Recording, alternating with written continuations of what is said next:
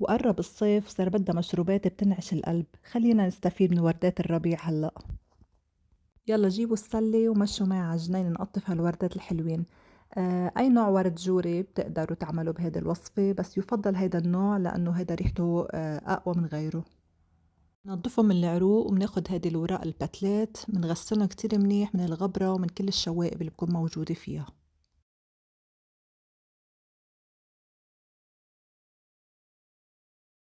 بطنجرة على النار رح أضيف الوردات وبأغمرهم بالمي، بتركهم يغلوا حوالي ربع ساعة مع تغطية الطنجرة.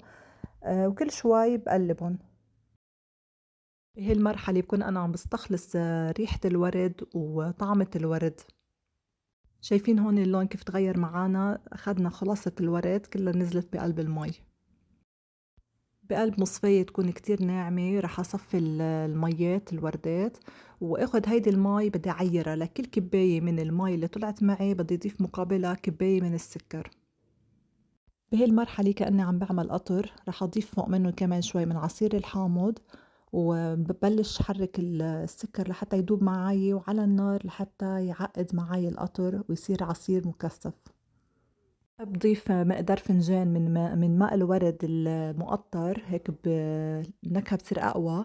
وهيك بصير معي جاهز الخليط، هيك بيكون لونه هو بدون صبغة. أنا ضفت شوي من اللون الأحمر على راس المعلقة، شوي صغيرة باخد اللون الأحمر الحلو.